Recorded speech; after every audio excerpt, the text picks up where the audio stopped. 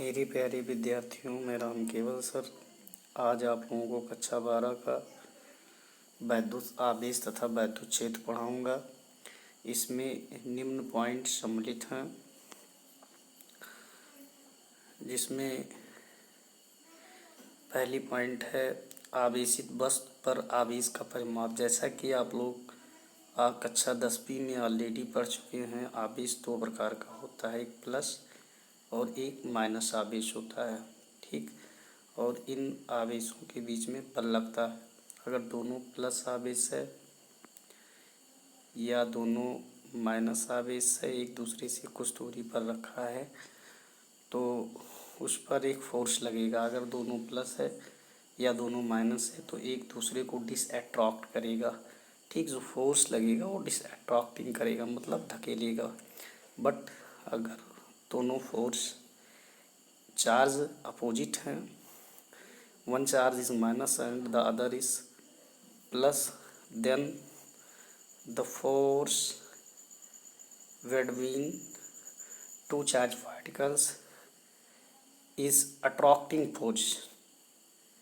ये एक दूसरे को आकर्षित करेंगे।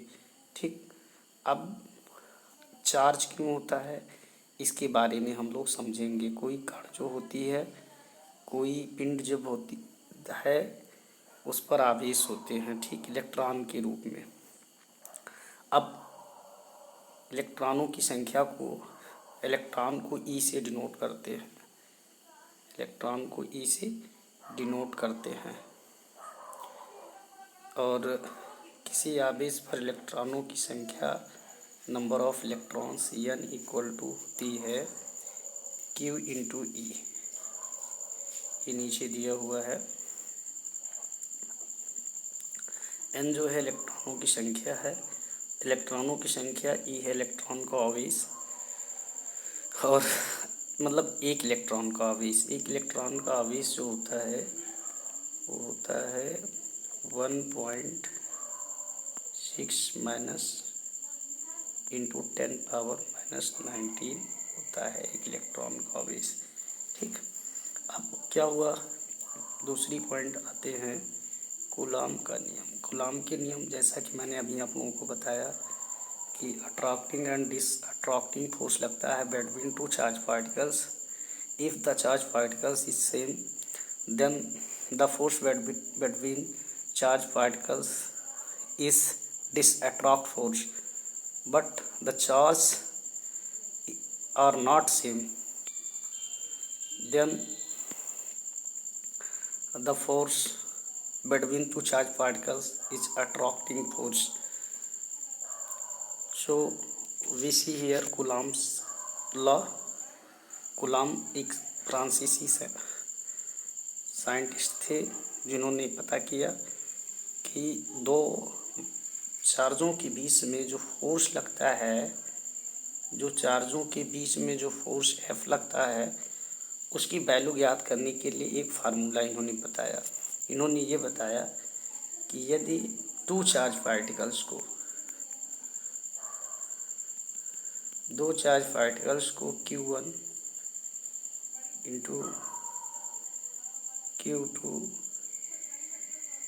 एक दूसरे से और दूरी पर हैं, तो इनके बीच एक फोर्स लगेगा जो इन दोनों आवेशों के गुणनफल के समानुपाती तथा इसके बीच की दूरी जो r है उसके वर्ग के व्युत्क्रमानुपाती होगा। ये तो इसमें F प्रोपोर्शनल 1/हो Q1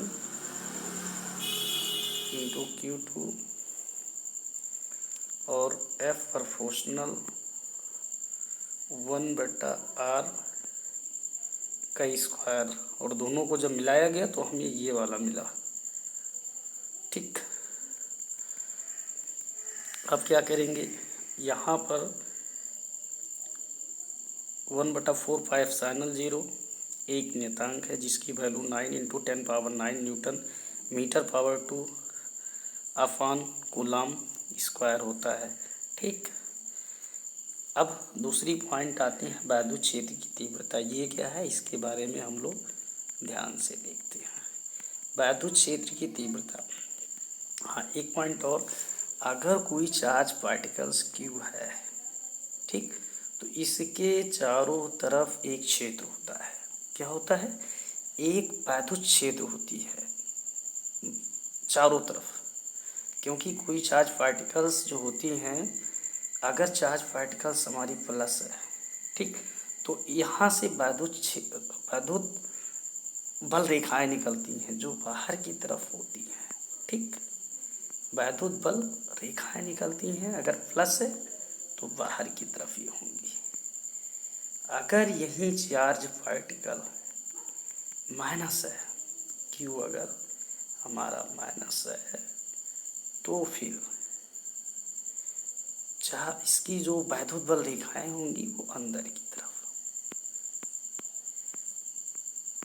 अब जब ये वैद्युत बल रेखाएं, अब मान लीजिए कोई चार्ज पार्टिकल्स है, तो वैद्युत बल रेखाएं वहाँ से जितनी सघन होंगी, इन्हीं वैद्युत बल रेखाओं के माप को वैद्युत क्षेत्र कहते हैं। अब अगर कोई चार्ज पार्टिकल्स क्यू हमारे पास है, ठीक, तो हमें ये पता करना है कि इससे एक पॉइंट यहाँ ले लो, एक पॉइंट यहाँ ले लो, मान लो ये है और ये बी है, तो इससे दूरी इसकी नज़दीक है, इसकी दूर है, तो वैद्युत क्षेत्र जो होंगी, यहाँ पर कुछ और मिलेगा और यहाँ पर कुछ और मिलेगा, ठीक। तो इस चार्ज पार्टिकल्स पर ये इसी वैद्युत क्षेत्र यहाँ है, यहाँ भी है, लेकिन वैद्युत क्षेत्र इस पॉइंट पर क्या होगा, इस पॉइंट पर क्या होगा, इसके लिए कहाँ कितनी होगी, ज़्यादा होगी या कम होगी, इसी चीज़ को हम वैद्युत क्षेत्र की तीव्रता कहते हैं। वैद्युत क्षेत्र की तीव्रता ज्ञात करने के लिए एक नियम निकला, ये है, वैद्युत क्षेत्र E बराबर F1Q0 होती है, और बिंदु आवेश Q से R दूरी पर वैद्युत क्षेत्र की तीव्रता का फार्मूला, इसका डेरिवेशन हम लोग बाद में करेंगे, ये है बेटा, E बराबर 1/4πε0 के Q/R²।